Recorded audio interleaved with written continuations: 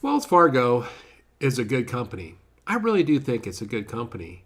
Yet it was marred with a decade of bad behavior, bad activity, where they lost way, where they somehow lost their way in doing what's right for the customer, and they paid a heavy price for it. But just recently, they've been released from the Federal Reserve's 2018 growth restrictions. That was a punishment for all these trespasses, and now they're free to come back out and grow. And my sense is they have a huge appetite to grow, and that they're going to want to put their foot on the gas pedal. And that's going to positively affect housing. It's going to bring another major competitor back into housing. Another bank that's going to serve jumbo clients really well. With Wells Fargo was always a good government lender. Of course, they're great correspondent lenders. They added a lot of liquidity to the market. And it's my opinion that during the great financial recession, Wells Fargo nearly single-handedly saved the housing industry because they were the only large bank really willing to add liquidity to housing. They're the ones that stood by their warehouse lines. They kept their product going. They kept not only correspondent, all channels, but unfortunately, they stumbled along the way. And I recently came across an article by Eric Salzman in Racket News. And the name of the article is Welcome Back, Wells Fargo. And it caught my attention. You know what caught my attention? The thing that I was astonished by the amount and numbers and just the widespread, infractions they had during a 10-year period. And I'm going to read some of these, and you're going to nod your head in memory, and then you're going to be like me going, holy smokes, that sure is a lot of stuff. So in December 2022, hang on one second. In December 2022, Wells Fargo paid more than $2 billion to consumers and $1.7 billion in civil penalties after the CFPB found mismanagement, including illegal fees and interest charges in several of its biggest product lines, such as auto loans, mortgages, and deposit accounts. All right, so December 2022, that's $3.7 billion. September 2021, Wells Fargo paid $72.6 million to the Justice Department for overcharging foreign exchange customers from 2010 to 2017. February 2020, Wells Fargo paid $3 billion to settle criminal and civil investigations by the Justice Department and the SEC into aggressive sales practices between 2002 and 2016. By the way, about $500 million of that was actually distributed back to investors. January 2020, the Office of Comptroller and the Office of Currency banned two senior executives, the former CEO, John Stumpf, and the ex-head of Community Bank, Kerry Tolstad, from the banking industry. Stumpf and Tolstad also incurred civil penalties of $17.5 million and $17 million, respectively.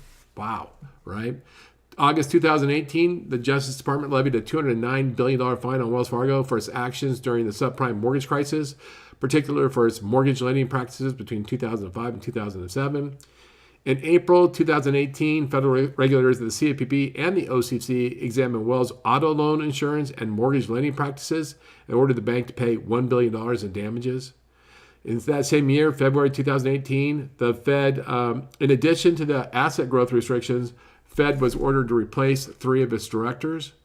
October 2017, Wells Fargo admitted wrongdoing after 110,000 clients were fined for missing a mortgage payment deadline, delays for which the bank was ultimately deemed at fault. July 2017, as many as 570,000 Wells Fargo customers were wrongly charged for auto insurance on loans after the bank failed to verify whether those customers already had existing insurance. As a result, up to 20,000 customers may have defaulted on their car loans. List goes on. September 2016, Wells Fargo acknowledged its employees had created 1.5 million deposit accounts and 565,000 credit card accounts between 2002 and 2016 that may not have been authorized by consumers. According to CFPB, as a result, the lender was forced to pay $185 million in damages and so on. By the way, the list goes on and on. I'm gonna put a link to Eric's article. By the way, he was fairly kind to Wells Fargo in his article. It wasn't a hit piece. He was just say, hey, let's just remember what got us here, and let's do better in the future, essentially. But man, I was astonished at that list of infractions. And I think the CFPB at the time was a little bit overzealous. I think some of it was slightly unfair, but a lot of it was much deserved, quite frankly. And my point here in this post is not to pick on Wells Fargo, who I do think is a great company, who did, I think, really help save housing during the great financial crisis.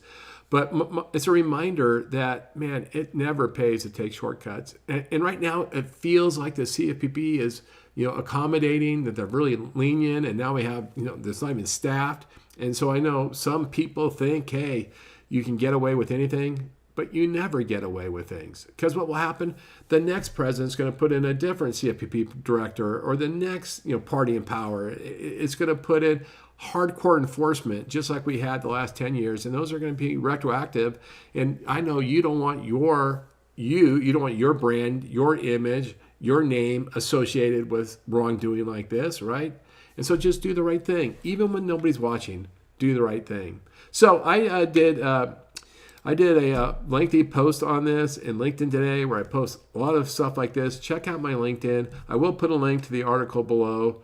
With that, we're back from the 4th of July holiday. We're off to the races. I hope you're having a great day. I appreciate you giving me some of your time. I look forward to talking to you soon.